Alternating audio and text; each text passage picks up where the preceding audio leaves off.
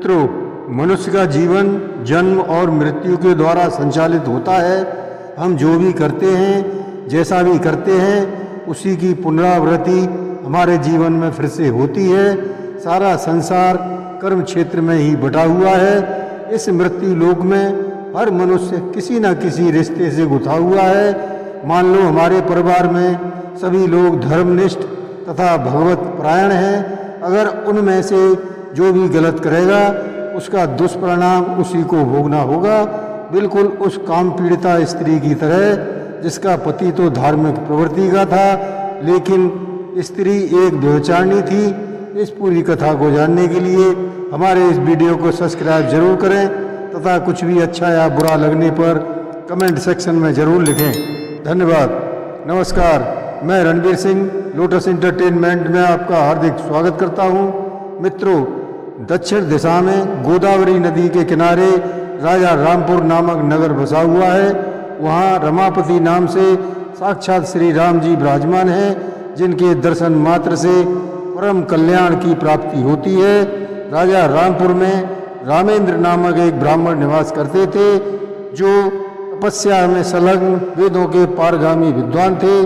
उनके एक पत्नी थी जिसे लोग दुराचारिणी कहकर पुकारते थे। इस नाम के अनुसार ही उस स्त्री के कर्म थे। उसने कभी भी अपने पति के साथ शयन नहीं किया और न कभी अपने पति धर्म का पालन किया और हमेशा अपने पति के साथ गलत व्यवहार ही करती थी। पति से संबंध रखने वाले जितने लोग घर पर आते थे उन सब को डांटती, फिर उन्हीं व्यभिचारियों के साथ रमण करती। वह अपने चरित्र से इतनी पतित हो चुकी थी कि जब अन्य पुरुषों से संबंध नहीं बनाती तब तक उसकी काम अतृप्ति रहती थी। नित नए लोगों से संबंध बनाना ही उसका ध्येय था और हर समय अपनी यौन इच्छा पूर्ण करने के लिए इधर उधर भटका करती थी। जब उस ब्राह्मण स्त्री ने देखा कि नगर तो हमेशा लोगों से भरा रहता है, तो उसने अपने लिए घर से दूर एक ऐसा स्थान निश्चित कर लिया जहां वह अपने प्रेमियों को ले जाकर भोग विलास कर सके। एक समय रात में किसी व्यभिचारी को न पाकर काम से व्याकुल हो वह घर से बाहर चली गई। वह अतृप्त स्त्री काम से मोहित हो गली गली कामी पुरुषों को ढूंढने लगी। फिर न मिलने पर तरह तरह से विलाप करने लगी। उस समय एक सोया हुआ शेर जाग उठा और कूदकर उस स्थान पर जा पहुंचा जहां वह स्त्री रो रही थी।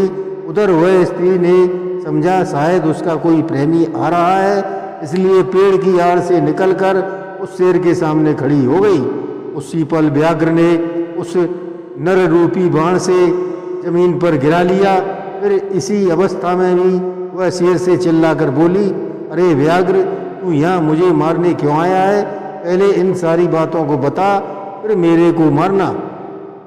उस काम रूपी स्त्री की बातें सुनकर प्रचंड पराक्रमी शेर क्षण भर के लिए उसे खाने से रुक गया और बोला, यहाँ पास ही में एक नदी बहती है जहाँ शंकर जी का एक प्रसिद्ध मंदिर है।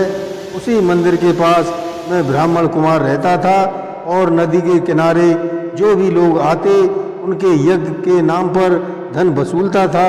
इतना ही नहीं, धन के लोभ से मैं वेद पाठ के फलों को भी बेच देता था। मेरा लोभ इतना बढ़ गया था कि मैं अन्य बिच्छुओं को वहाँ से गाली देकर भगा देता और फिर उनके हिस्से का दान भी मैं स्वयं ही रख लेता था। तदनंतर कुछ काल व्यतीत होने पर मैं बूढ़ा हो गया। मेरे बाल सफ़ेद हो गए, आँखों से भी दिखाई नहीं देता था, मुंह के सारे दांत भी गिर गए थे। इतने भर भी मेरे दान लेने की आदत नहीं छूटी और कोई भी पर्व आने पर दान के लोभ से हाथ में पोथी लेकर तीर्थ के समीप चला जाया करता था। तत्पश्चात जब मेरे सारे अंगों ने काम करना बंद कर दिया तब एक बार मैं भूख से व्याकुल कुछ धूर्त ब्राह्मणों के घर पर मांगने खाने गया। उसी समय मेरे पैर में एक कुत्ते ने काट लिया। क्षण भर में ही मैं पृथ्वी पर गिर पड़ा और मेरे प्राण निकल गए। उसके बाद मुझे शेर की योनि मिली। तभी से मैं यहाँ वहाँ विचरण करता रहता हूँ तथा अपने पूर्व पापों को याद करके कभी धर्मात्मा, सन्यासी, यति तथा सती स्त्रियों को मैं कभी नहीं खाता। पापी, दुराचारी तथा कुल्टा स्त्रियों को ही खाता हूँ। अतः कुल्टा होने के कारण तू मेरा ग्रास बनने योग्य है। कर शेर ने उस स्त्री को मार कर खा गया। फिर वह स्त्री भयानक नरक भोग कर चांडाल बनी। वहाँ भी वह वैसी ही दुराचारणी थी। बाद में उसे कोढ़ हो जाता है। फिर उसे एक धर्मात्मा संत ने उसे प्रभु भक्ति का रास्ता दिखाया, जिससे उसका कोढ़ भी सही हो गया तथा मृत्यु के बाद वह मोक्ष को प्राप्त हुई और अंत में वैकुंठ को गई। जय श्री कृष्ण।